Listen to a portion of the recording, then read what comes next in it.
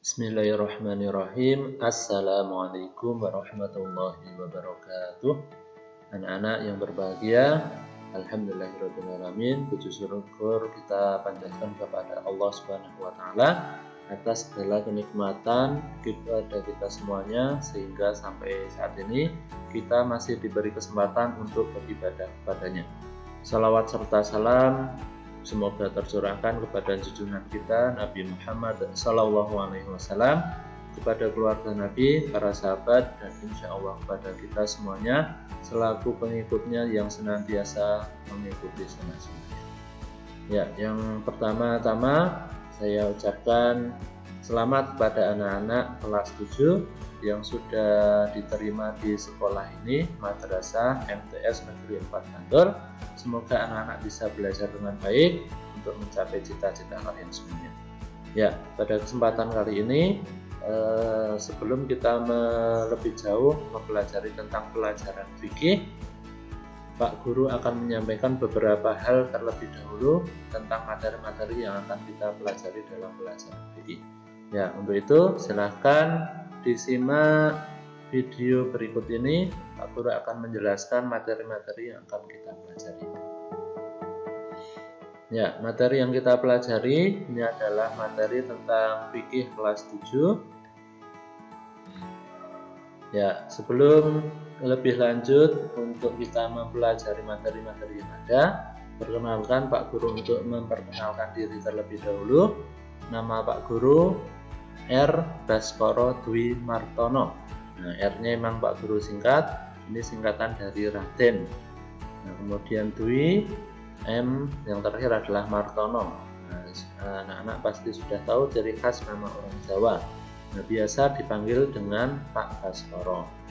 Nah, anak-anak juga bisa memanggilnya Pak Baskoro.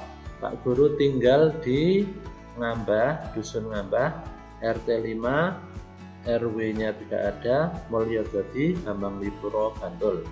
Nah, kemudian jadi anak-anak, barangkali anak-anak ada yang rumahnya dekat dengan Pak Guru, silahkan boleh sesekali waktu untuk main ke tempat Pak Guru, silahkan boleh.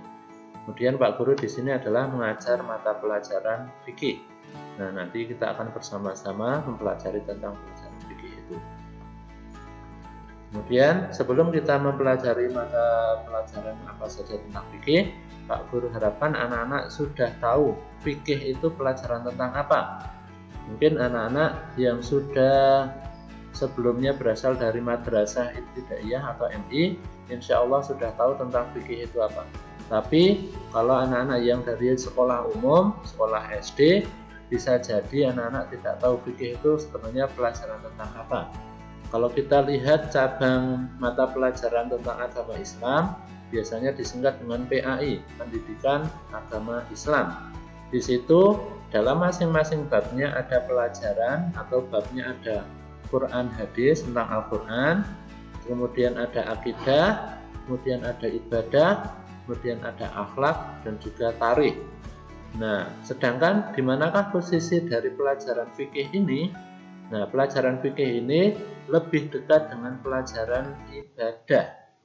Nah, dalam pelajaran yang ada di madrasah ini, nanti ada pelajaran Quran hadis, ada bahasa Arab, ada akidah akhlak. Jadi akidah dan akhlak ini digabungkan, kemudian ada fikih, dan juga ada pelajaran SKI, sejarah kebudayaan Islam. Nah, kalau dalam bab pelajaran SD itu adalah mata pelajaran tarikh atau bagian dari bab tarikh.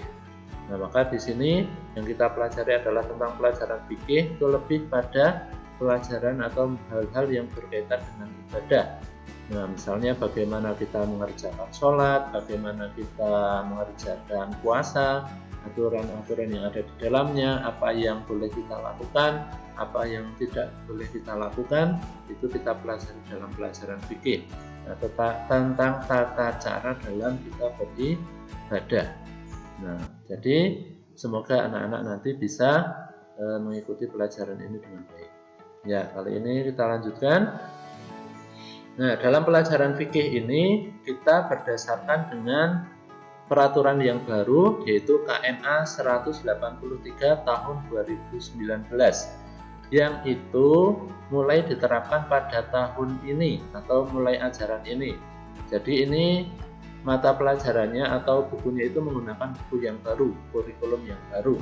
Nah, anak-anak kalau anak-anak kemarin baru dari SD, berarti ini anak-anak baru dan juga materinya juga baru.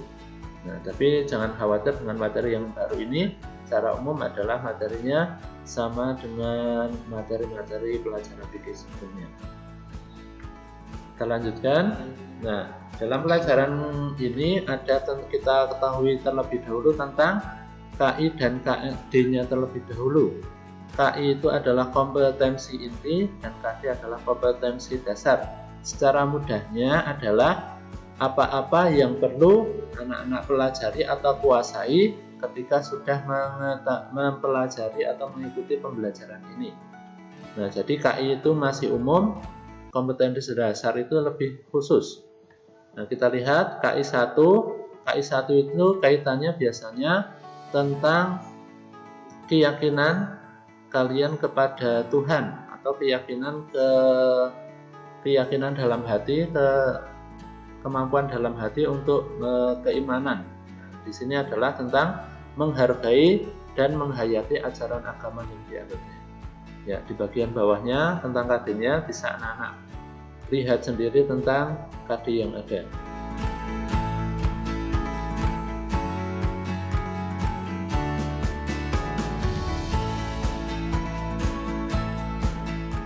Kita lihat berikutnya KI 2. KI 2 di sini menunjukkan perilaku jujur, disiplin, tanggung jawab, peduli, toleran, gotong royong, santun, percaya diri dalam berinteraksi secara efektif dengan lingkungan sosial dan alam dalam jangkauan pergaulan dan keberadaannya. KI 2 ini lebih pada kemampuan tentang sikap. Ya, bagaimana hasil dari pembelajaran ini bisa memperbaiki sikap kalian ketika sebelumnya itu belum baik akan menjadi lebih baik. Nah, keterangan KD yang ada di sini silahkan bisa kalian baca sendiri-sendiri tentang KD yang ada.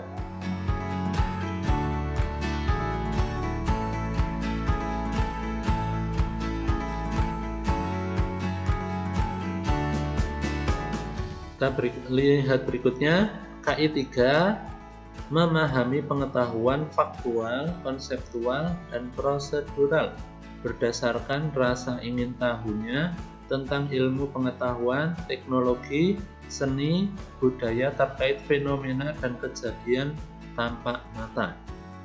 Nah, KI 3 di sini tentang pengetahuan atau kemampuan kalian memahami materi-materi yang ada. Di sini adalah pengetahuan atau kalian tahu teorinya. Nah, misalnya tentang fikih, sholat, kalian tahu tentang tata caranya. Sholat itu apa pengertiannya, bagaimana tata caranya, apa yang wajib, apa yang sunnah. Nah, di situ adalah tentang pengetahuan. Nah, bisa lihat kalian tentang KD yang ada, masing-masing ada di sini.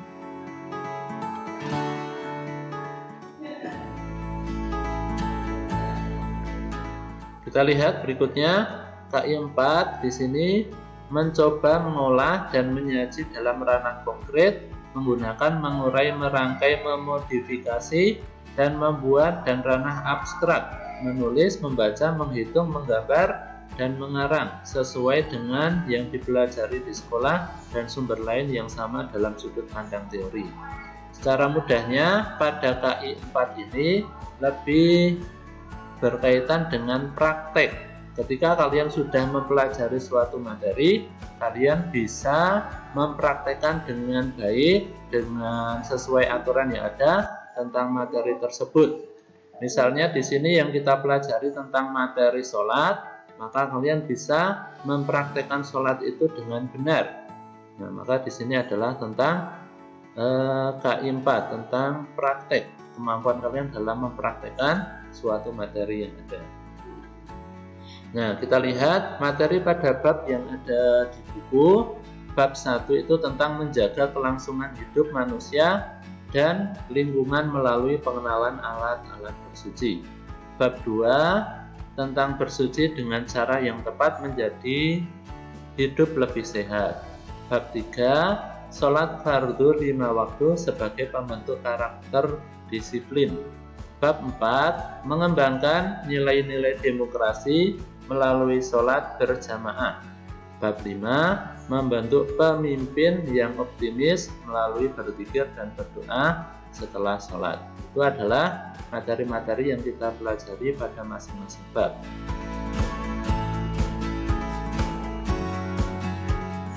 Nah, dalam pelajaran fikih ini penilaian yang kita lakukan secara umum ada 3, penilaian kognitif, afektif, dan psikomotor. Kognitif itu adalah pengetahuan bagaimana kalian memahami materi yang ada. Nanti kita lakukan dengan ulangan, ada tugas, penilaian tengah semester, dan penilaian akhir semester.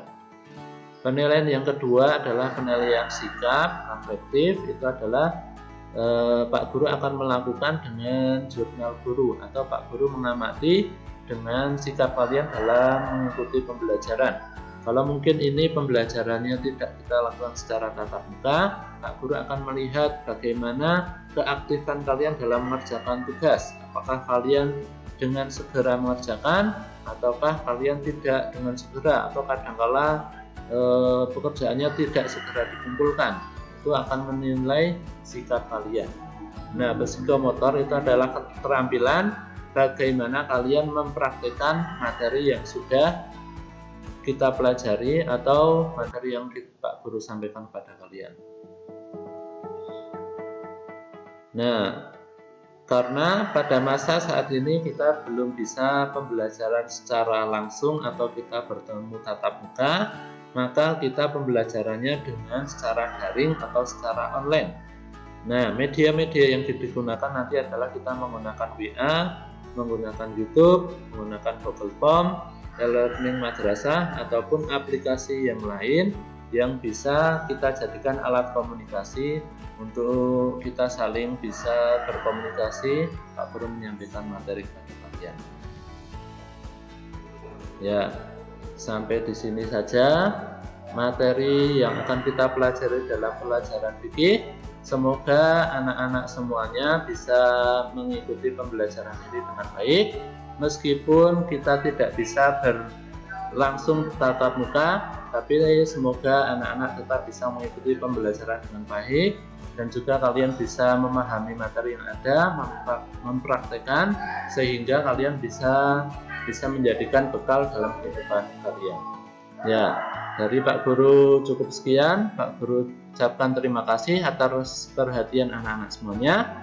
Pak Guru akhiri. Wassalamualaikum warahmatullahi wabarakatuh.